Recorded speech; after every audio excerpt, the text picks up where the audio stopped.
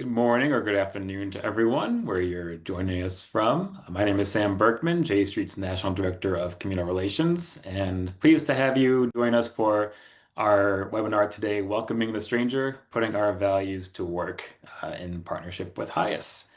And I wanted to start off by giving a little bit of context for this call. We've seen a number of concerning policies and measures taken over the beginning of this Trump administration in the last 10 months around this mass deportation agenda and the broader climate of fear for immigrants and refugees that we also see where it can lead as a pretext for other efforts to undermine our democracy. And so, particularly for the Jewish community, there's a lot of concern around this. And and I wanted to also say for those who might be new to J Street in terms of calls like this, questioning why is J Street a Israel advocacy organization uh, talking about immigrants and refugees? And the answer to that is about 9 years ago, we made the decision that if we're going to be trying to promote Jewish and democratic values in Israel, we need to be ready to defend those same values here at home. And part of those efforts is to advocate for the treatment, the good treatment of immigrants and refugees here in the US as well.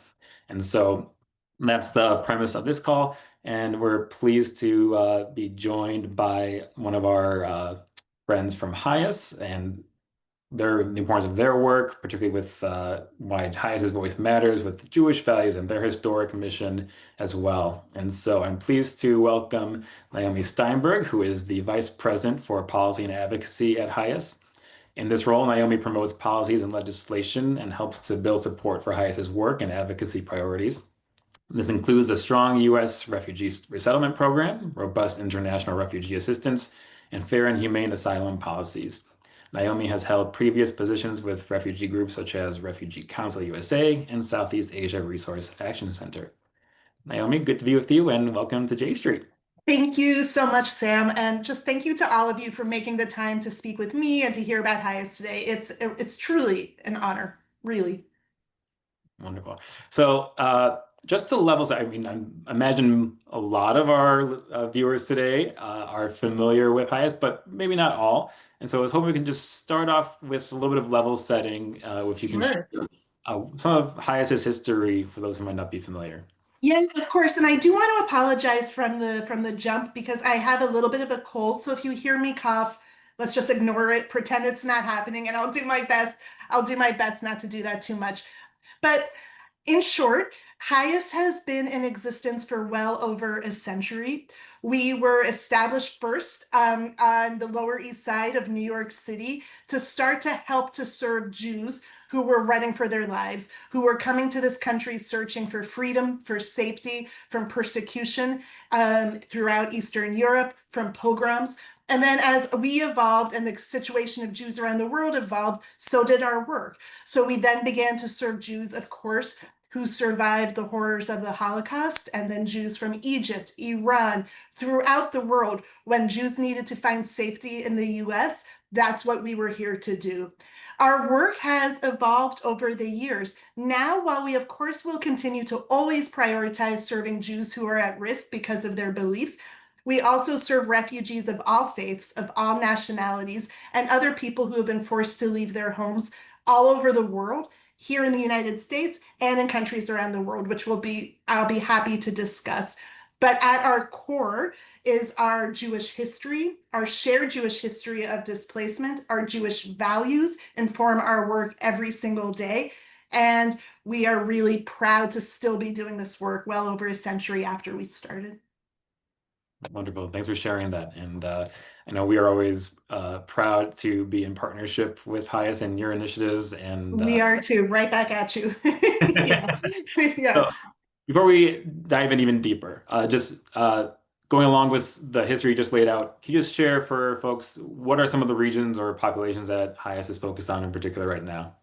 Yeah, so our work is changing all the time, but we are I think a lot of people, and perhaps some on this call, think of HIAS now as one of the resettlement agencies, one of the national resettlement agencies, and that is true.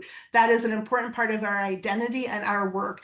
But we are also operational in countries including, but not limited to, Chad and Kenya and Costa Rica and South Africa and Colombia and Panama, Ecuador, Greece, a strong partnership in the UK. We are operational in Austria and of course in Israel as well. And what we do overseas, of course, it varies upon the context and the specifics of what people need, but we have core buckets of work that we do, including offering legal assistance for people who had to leave everything behind and are trying to restart their lives. We do a lot of really important economic integration work, helping people be able to get back on their own 2 feet again and to provide for themselves and for their families. And we do a lot of psychosocial support work because the journey of somebody who has been forced to leave everything behind is one that is fraught. And we want to be able to make sure that they have all of the tools that they need to start their lives anew with a great deal of support. So again, while it varies by specific location, those are some of our core buckets of work, if you will. Great, thanks for sharing that. One of the reasons to give a little behind the scenes look and why I wanted to have this conversation with you was, in addition to the great work that HIAS is doing, when the Trump administration came into power this past January, uh, I would say HIAS was one of those organizations, particularly in the Jewish community, that I think um, felt some of the hardest, heaviest implications, effects from those policies that really took everyone by storm in terms of how fast Mm. started to gut the federal government and federal programs that affected international work as well.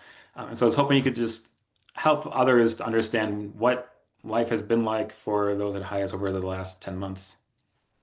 Well, I will say this that, what's of top of mind for everybody who works at HIAS is certainly, of course, things have been challenging, but what's of top of mind for us is that the people we serve are need to still be prioritized, and we still need to be able to provide the services to which they are entitled and to which we are dedicated to giving. And we are still doing that in spite of all of the changes going on around us. So I think we're all really proud of that.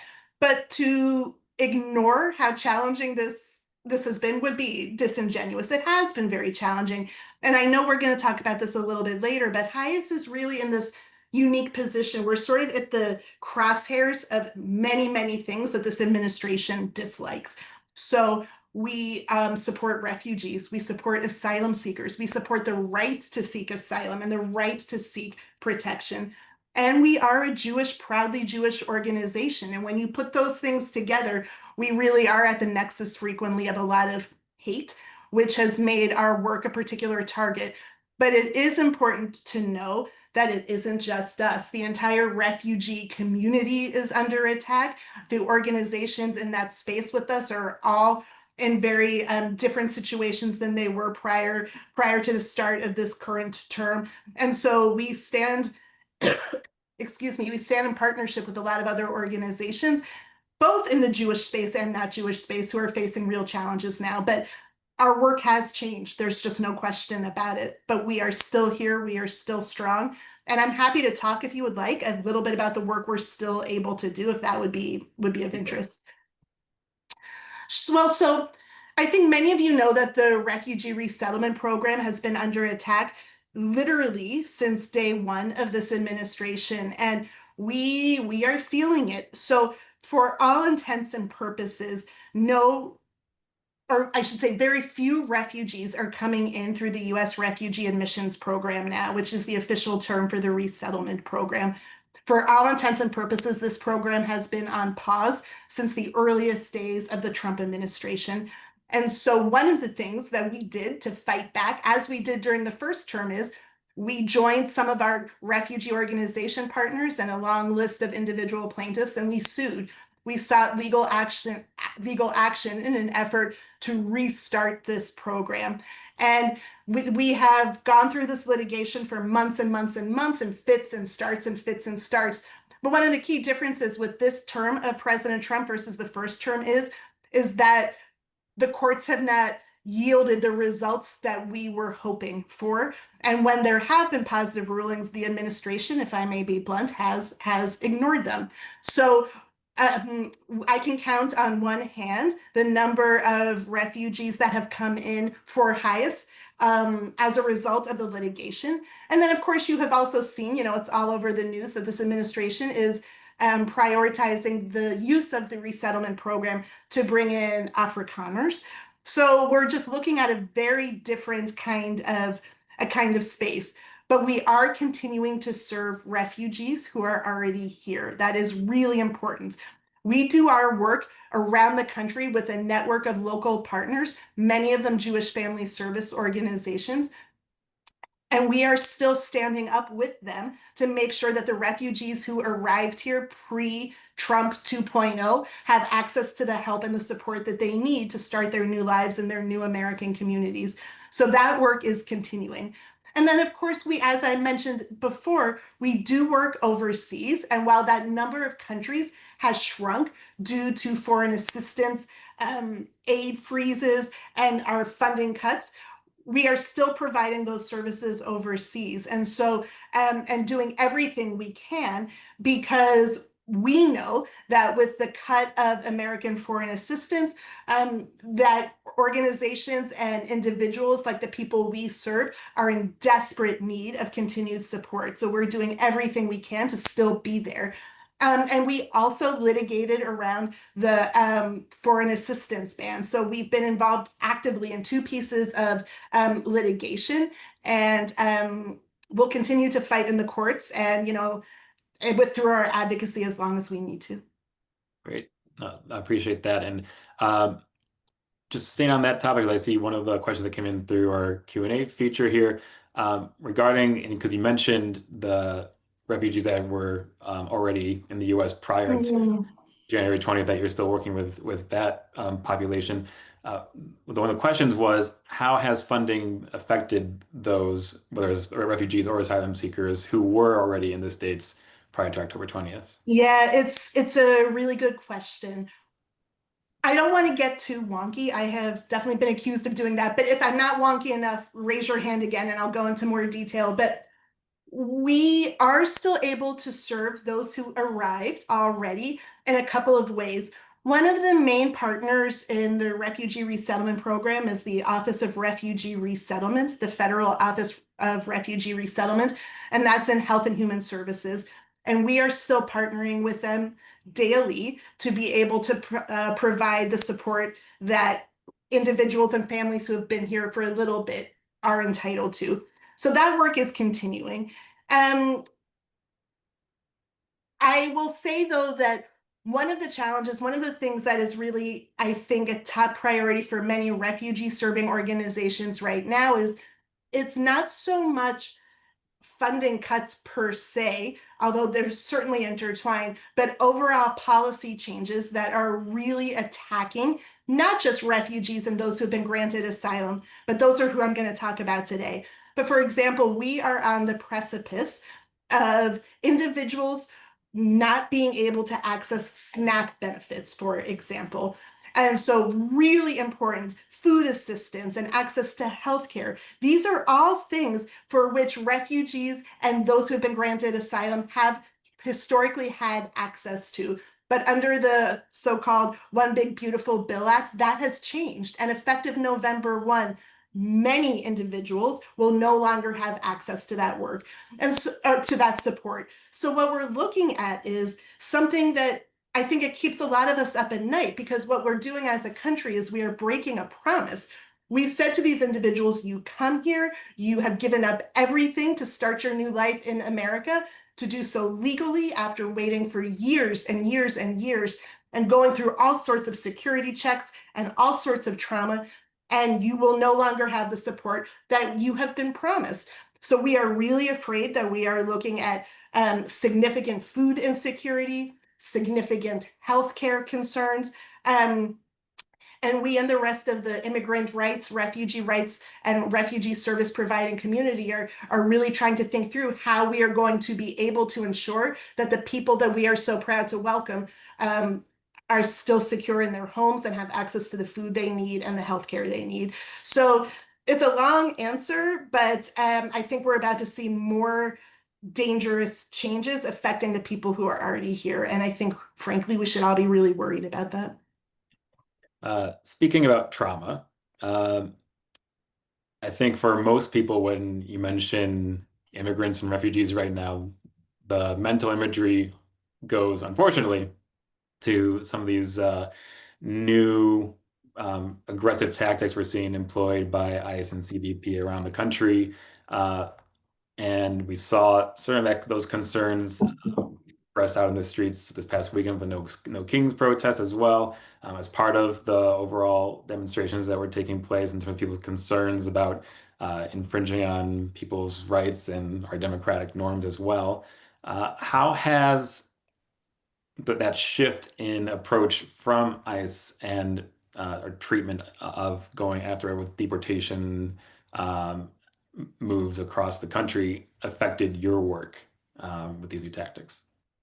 Well, first of all, I mean, I'm based in DC. I know you're based in Chicago, and our cities have been significantly impacted by these changes. And I know that people are calling in from cities where that has been the case as well. And it has been, I will just say personally, and for many of us who work at HIAS, it's been devastating for us, just like it has been for so many of you. The way it has impacted our work is interesting, right? Because not only do we serve people who came through the refugee resettlement program, but we have an entire legal team that serves people who are still in the process of seeking asylum and others who have come to this country seeking different forms of humanitarian protection. And so what we are seeing is, of course, that with these indiscriminate ICE raids and when people are being swept up off the streets, um, with their only offense being driving while speaking Spanish or walking down the street and quote unquote looking suspicious to an overeager ICE agent, they're not doing that with a lot of nuance. And so we have heard stories of people who have come through the refugee resettlement program who have been swept up in this. We know that many of our clients are now afraid to leave their homes for fear of being picked up and detained. And of course, we're also seeing people who have come to this country, not necessarily highest clients, but this is applicable across the country. People who have come to this country seeking asylum, which I should underscore is a legal right. It is enshrined in domestic law, US domestic law, that people are allowed to do that, who have been picked up and then sent to what we call third countries.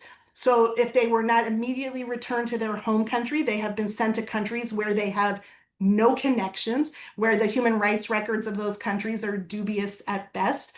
So we're seeing a real perversion of what it means to provide protection in this country.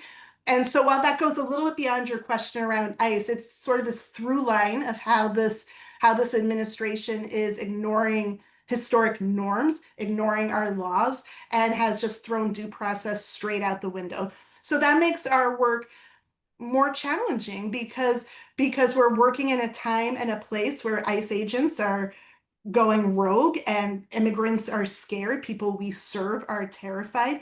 We're working in communities that are becoming more and more militarized by the day. And we are working with people who fled exactly that. So the ripple effect of this is significant. And I will also say that while we historically focus our advocacy on refugee and asylum and other forced displacement issues, we are speaking out against the real egregious behavior of ICE and other military actions in American cities around the country because we have to, because it's so anathema to who we are as HIAS. And just because somebody maybe didn't come through the refugee program or didn't come seeking asylum or is seeking asylum and yet hasn't been granted it yet, we are all part of this broader immigrant rights community. And we have to speak out, and we continue to do so, and we will continue to do so. Just to follow up on that point, and I know we'll get more toward the end about what people can do. Hmm. We're always proud at JSU to be very much action oriented.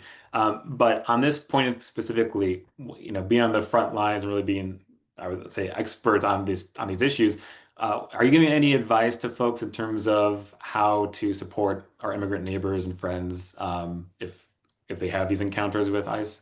Yeah, well, so I want to be careful to not, first of all, I'm not an attorney, but second of all, I want to be careful not to suggest that advice I'm giving should constitute as legal advice. Excuse me. But I think what's important for people to know is if you happen to see apprehensions taking place on the street and you see your immigrant neighbors in distress, the first thing you should do is be prepared before it even happens. There are lots of resources and lots of places where you can learn about what to do in those situations. And so I don't want to go into the nitty-gritty detail about that because it really is in some ways up to the individual. But know this, and I will talk more about this when we talk about what people can do.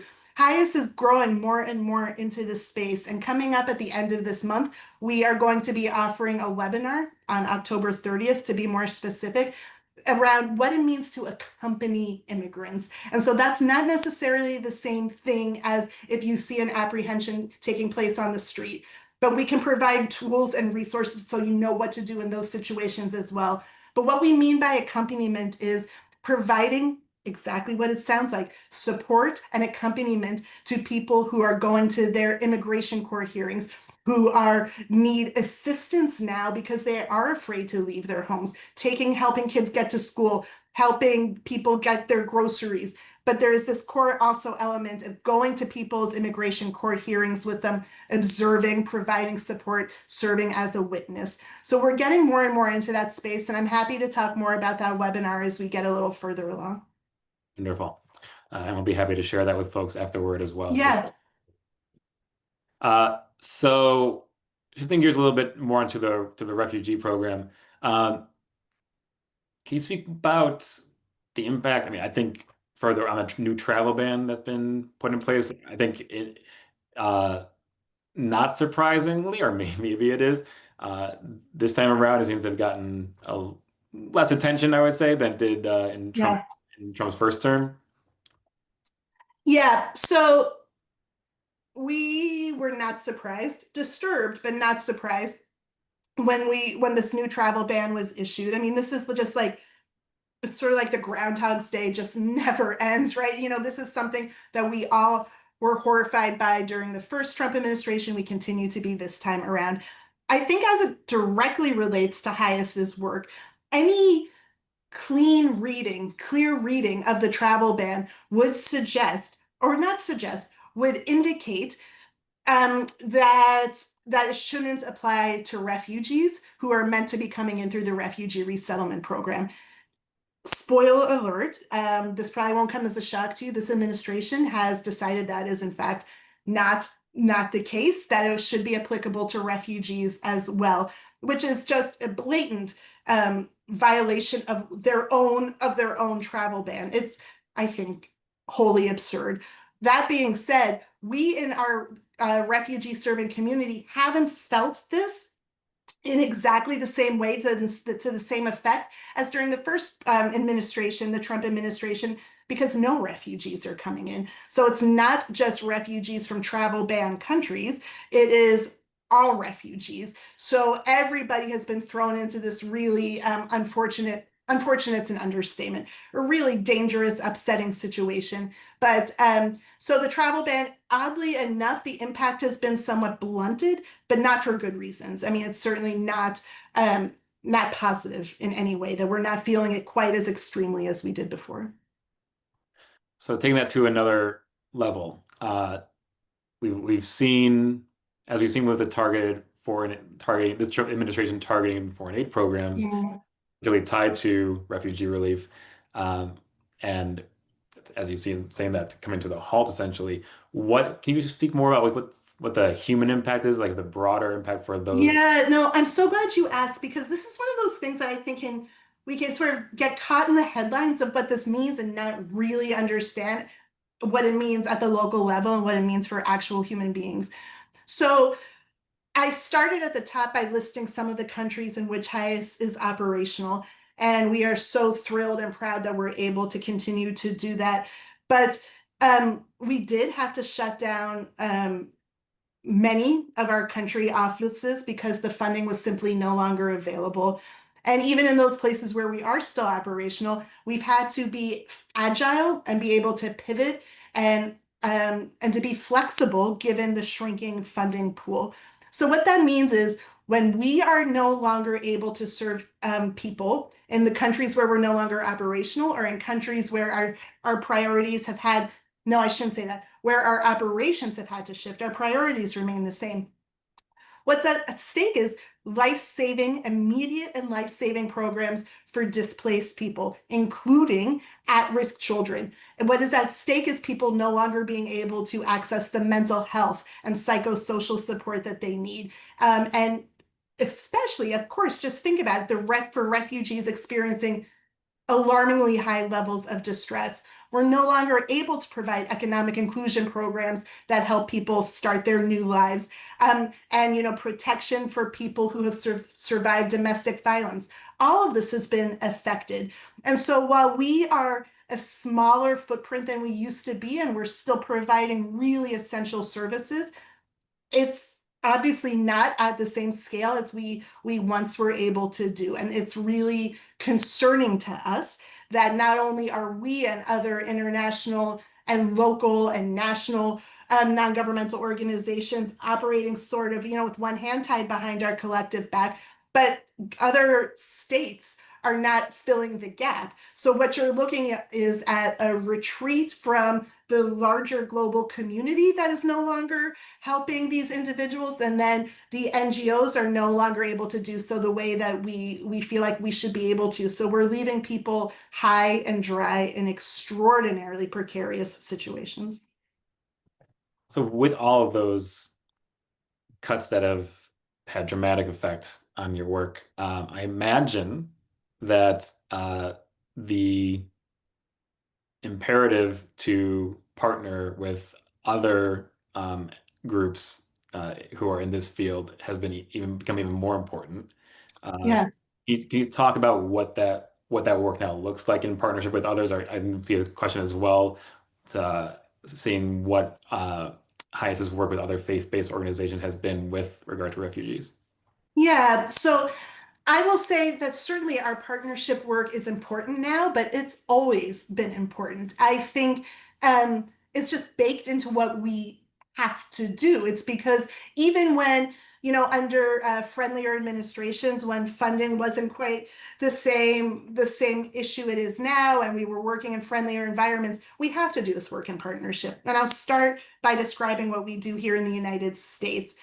Um, I would say that as one of our advocates, I would say that probably 75% of the work I do in partnership with other refugee and immigrant rights organizations.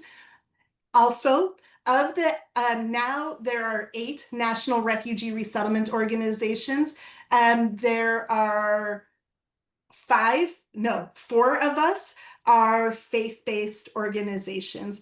We do this work in partnership with the evangelical community, the Lutheran community, the mainline Protestant community, the Catholics. The list goes on and on. That's on the domestic side. In addition, on the domestic side, we have through our amazing community engagement team, we have some real leadership forging partnerships and um, um, establishing deep, deep working relationships with the Muslim American community as well, because there's, of course, a clear recognition that Jews and Muslims in this country are in a similar boat and are experiencing similar attacks. And so we're very proud to be forging ahead with that work as well. And then overseas, it's largely the same in the sense that our work has always been partnership based, whether it's with other national or international NGOs or at the local level as well.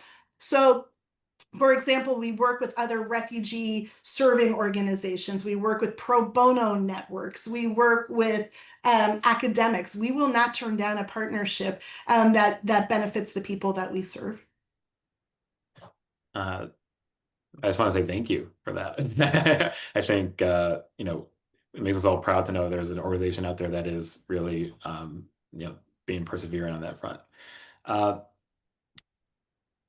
I want to shift to the courts, Mm, particularly at a moment when we see the checks and balances of our system really being tested at this moment. We've seen the legislative branch essentially be a rubber stamp, if you can even say there's a stamp at this point, in terms of the agenda of this administration, which has traditionally left the courts. I'm curious if you could share more about what that experience has been like in terms of any wins I have to imagine there's a lot of challenges that have come up as well. yeah, so the two cases that I mentioned at the top, and I threw that into a laundry list of things. So I'll take a beat and explain a little bit more. We are involved in two active pieces of litigation against the administration. As I said, one is to try to restart the refugee resettlement program, and one is in response to the foreign aid freeze. And I think it is safe to assume that we have been deeply frustrated by the courts this go around. We have not seen um, we have not seen refugees coming in any great numbers because of our litigation, and that is deeply upsetting.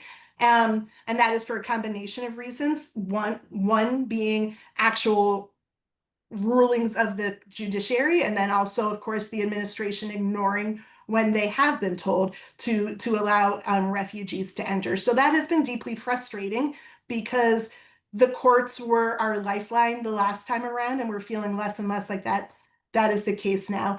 And for the overseas part of this, we have been fortunate in that, and many other organizations have as well, that we are no longer owed money that we were entitled to. And at the start of the administration, as funds were frozen, and we were all left really high and dry and in this really new and scary, uncertain place for the humanitarian space.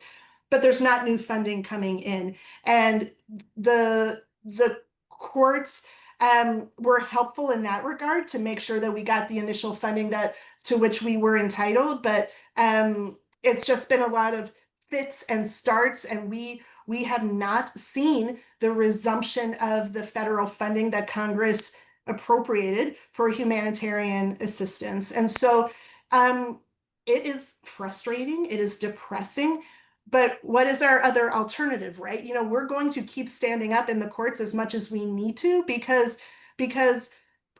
as I said, what's the choice? We don't have the option to just be like, well, it's hard, so we're not going to do it. So those are the two primary pieces of litigation right now, and I don't know. Maybe there will be more. I'm not sure, but just because we're frustrated and we're not seeing the results we've wanted so far doesn't mean that we're going to stop. Right. I want to take a quick detour in our conversation to the Middle East. Uh, Yeah, you know, as you can imagine, many of our supporters are keeping a close watch in terms of what's happening in Israel and Gaza. sure. Obviously, we are all relieved for the moment. We can, keeping our fingers crossed at the same time that we have a ceasefire in place and that we hope that it holds. We're thrilled to see the remaining living hostages all returned back home. Uh, Mm, we're hopeful that the bodies of the deceased hostages will also find their way sure. back to their families as well. And we're happy to see that the people of Gaza are getting the respite and relief that they need from this war for over 2 years. Uh, One of the things that I would love for you to speak on is what HIAS's work has been as it relates to Israel-Palestine. I think for most folks, it's clear that there's a lot of work to be done, particularly as it relates to Gaza. Yeah. But I think it's also important to remember that, particularly the beginning of the war, right after October 7th, you had a lot of displaced citizens in Israel, both around the Gaza envelope, but also in the north as things ramped up with Hezbollah from Lebanon as well. So, can you speak on what HIAS has been doing in? Yeah. Of course, I'm happy to do so. And I'll just take a little bit of a step back to talk a little bit about our work in Israel writ large. And, just like all of us as individuals and all of us at organizations, of course, there's a before October 7th and an after October 7th. So, of course, our work in some ways changed after those horrendous attacks. But at our core, we have been doing similar work since we first started working in Israel in 1950. We are not new to this work. One of the things that I think is important to note is that being an asylum seeker is hard no matter where you are. But being an asylum seeker in Israel has a particular level of complexity around it.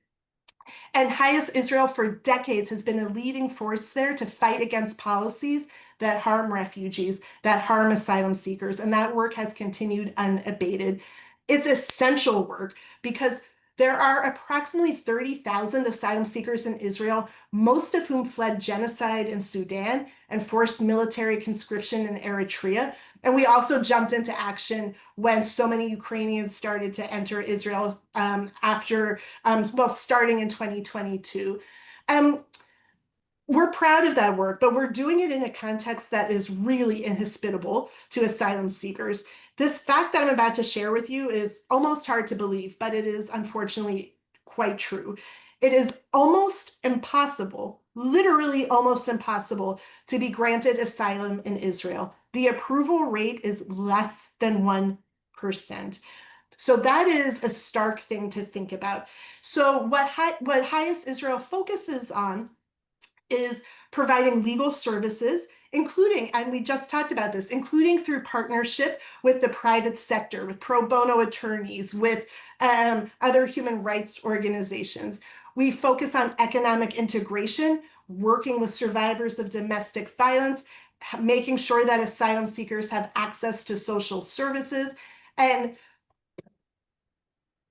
and we do extraordinary advocacy work. Our team in Israel does extraordinary advocacy work. And then also, one of the things that we do in Israel that doesn't get quite as much attention, but is equally important, is we provide referrals for people who will ultimately be resettled to another country. But again, this work, while it is ongoing, our work did change after October 7th. Just as all of us changed, our work changed as well in some respects. Within 24 hours, HIAS launched an emergency response program in Israel, providing support to people who were internally displaced in Israel. And we did that for anybody who was in need, regardless of identity. So that support included cash and housing and mental health support. And at that time, we also helped to raise funds for trusted partners in Gaza. We are not operational in Gaza, but we wanted to make sure that we as a community could do what we could to make sure that as much humanitarian assistance was reaching those in desperate need in Gaza as possible. In addition, one of the really important things that have been doing since after October 7th is making sure that the asylum seekers who were already in such a precarious state in Israel had access to the support and services that they needed as well, because they were internally displaced just like native born Israelis. But with the added extra challenge of that the asylum seekers were excluded from being able to access the services that native Israelis were able to access.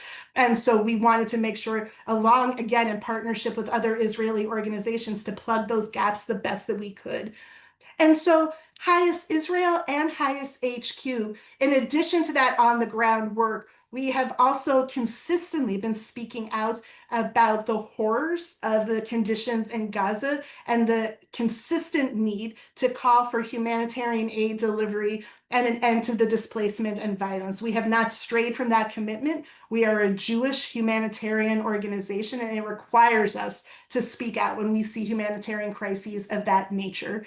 But just to underscore that the scope of the work that we do in Israel, just in 2024 alone, HIAS Israel served around 88,000 people. So we are doing amazing work in Israel. We have an extraordinary team, and that will be ongoing.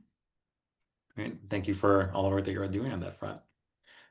I want to move over now to more of a focus on the political climate we're in, and particularly as it relates to the Jewish community as well. Um, it's hard to believe it. Next week is going to mark 7 years since the Tree of Life shooting in Pittsburgh. Uh, we've seen both in that tragedy as well as even as most recently in this as a Catholic school shooting in Minnesota Mm. in August that a lot of these shooters have have troublingly referenced HIAS in very anti-Semitic ways. I think a lot of it based in the Great Replacement theory and other other forms of hate as well. And it's been, especially to, I imagine as well for all of you, but certainly to I think the Jewish community at large to see a group like HIAS targeted in such ways and referenced. Can you speak to how you and your colleagues have been navigating such issues? Yeah, and first of all, thank you for mentioning the anniversary. It's of course, um, it's always on our minds at HIAS. It changed us as individuals. It changed us as an organization, for the reasons that you mentioned. And we will forever be a changed organization, just like I know so many other Jewish organizations out there feel the same. But it does feel personal to HIAS because, as you noted, the connection between the shooter in Pittsburgh and his deranged views around what HIAS does and what refugee welcome looks like and what refugee welcome means. So while that is, of course, always going to be um, this sort of waking nightmare for all of us, and an example of how this translates into real life horror. Um, one of the things that I think is so deeply, profoundly disturbing is how the arguments that that shooter used are no longer just these fringe arguments that only people who are digging in some really unsavory parts of the internet can find and sharing in dubious chat rooms. This is now baked into our federal policy. It has gone from the dark recesses of the web and it is now in executive orders. It is now in decisions about who can come into this country and who cannot. It is about who should be served and who should not. This administration has taken this great replacement theory, which is this conspiracy theory that is rooted in white nationalism and anti-Semitism and xenophobia. This idea that Jews are somehow behind the strings, behind the scenes, pulling strings to bring in immigrants, to bring in people who are different, quote unquote, than Americans, to replace white Christian Americans. That theory that is so insidious is baked into our immigration policy right now.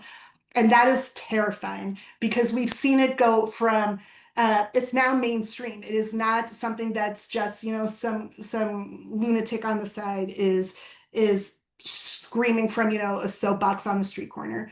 We see it on the Hill, we see it in the White House, and it terrifies me. And I think we should all be really scared because what it means is that what the core of who we are as a country in terms of welcoming refugees and being a safe place for asylum seekers has been abandoned and replaced with people who believe that refugee resettlement and that asylum seekers and that other immigrants are coming as part of this grand um, plot to replace white Christians. It is dangerous. We have seen the extremes to which that can go, and on a daily basis, we are seeing this in the policy space now too. So it's affecting us profoundly every single day. There's no question about that. And so we've seen in such instances, the specific targeting of HIAS, but I don't think it's lost on anyone that HIAS is really just a symbol in the Yeah. right for the Jewish community at large. And so I'm curious from in your end and for you and your colleagues, what does solidarity from the Jewish community look like in moments like these? What are you searching for from the Jewish community? Well, here's the good news. We don't have to search that far because Jewish communities and congregations and organizations across the country have been standing in solidarity. HIAS's community engagement network has hundreds and hundreds of congregations, synagogues around the country who have taken a pledge to stand with us and to support refugees, to be part of what we call our Welcome campaign. We see it literally every single day. We are seeing congregations stand up and say, this is not who we are, and we are going to continue to welcome refugees as they come in, and we are going to continue to serve those who are already here. And we know that that is not an easy decision. That's not an easy decision for a lot of different reasons. People are tired, people have competing demands. We feel increasingly under threat for standing up and sharing those beliefs, but we have not seen people stop. I am so proud of the work that HIAS does to help support these individuals and congregations, and I'm so proud of the organizations and people who are doing it across the country. I it is easy for me to say because this is my job, and so it's what I do, but I encourage us all to continue to find the ways, big or small, to continue to stand in solidarity with immigrants and to speak out when you see the kind of white nationalist and xenophobic and anti-Semitic hate that has infused our immigration policy now. Being silent now cannot be an option. So as we turn to the closing pieces of our conversation, we talked about a lot of challenges that IS is facing Yeah. right now, and certainly admire uh, you all tackling them head on. What are some of the things that people on this call can do to help you meet those challenges? This is always my favorite part of these conversations because I sort of tend to come into these things and rain on everybody's parade, but it is not all for naught. Again, I want to reiterate that HIAS is still standing and we're continuing to follow our priorities and our Jewish history and our mission to serve the people we are intended to serve. So please don't forget that. Um, but again, I recognize that it's hard. There's so many issues that we're all concerned about, but there are really concrete ways that you can help HIAS with our work, and most importantly, help the people we serve. There are lots of volunteer opportunities. You can help with the asylum seekers that we serve in the DC area, the New York area. That work with asylum seekers remains as important as ever. You can do that through English language tutoring, mentorship, interpretation, cultural orientation support. You can volunteer with one of our local partners around the country. And I should say, all this information can be found on our website. But certainly, if you have any questions, you can let somebody at J Street know who can filter them onto us because I want to make sure you have all the information you need. But you can volunteer with one of our affiliates around the country who are still standing, still serving people who have been here, who arrived, whether it's several months ago or several years ago. There's also, if you are an attorney on this call or know an attorney, HIAS's pro bono and partnerships team engages volunteer attorneys from across the United States to help refugees and asylum seekers and other people who are in need and vital immigration legal services. And that work is more important than ever. And then also, I'm super proud of this work that we've expanded to doing. Not only do we provide pro bono legal support to asylum seekers, but there's also now we have wraparound services so that the clients with whom we are working to make sure that they have access to the legal support they need, then also have access to that additional support, including cultural orientation and mentorship, and now increasingly accompaniment as well. And so I mentioned this sort of at the top, but check out our website because on October 30th, we are going to be having a webinar called Values in Action, accompanying and supporting our immigrant neighbors. And it's going to help you figure out how you can either plug into current efforts or to create your own programs. So I really encourage you to do that. And then last but not least, I'm an advocate, so I'm going to advocate for your advocacy. You can find ways on our website to advocate with HIAS as well. It might seem sometimes like we're screaming into the void, but we can't be quiet, and people do actually hear us. So go to our website, figure out how you can do advocacy with us.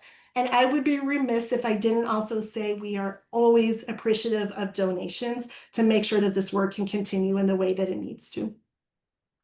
Wonderful. Thanks, Naomi. And I'll just add on to that, that these are scary times for everyone, and that there's no lack of challenges on so many issues, but I hope that from this call, you can see how this is one piece of a bigger picture that affects all of us, and that we all need to really lean in. And I will say, I think the more you get involved, the less scary things seem to be, the more we can be in community and be with each other and not feel alone.